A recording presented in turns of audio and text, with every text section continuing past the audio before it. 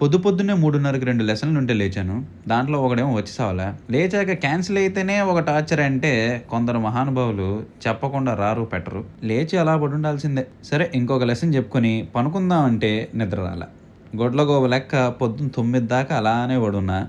ఈ ఫ్రస్ట్రేషన్‌లో వెయిట్ చూడడం మర్చిపోయి పోయి పూరీ తిన్నా. 7 రోజులు డైట్ చేసినందుకు ఇది నా చీట్ మీల్. ఇవే తగ్గించుకుంటే మంచిది. రాగానే గుర్తొచ్చి వెయిట్ చూసుకున్నా. బండి అక్కడే స్టక్. ఇంక 10 నుండి 1 దాకా లెసన్స్ చెప్పి స్లీపేశా. మళ్ళీ మధ్యాహ్నం 3:30కి లెసన్‌కి లేచాను. లెసన్ చెప్పాను.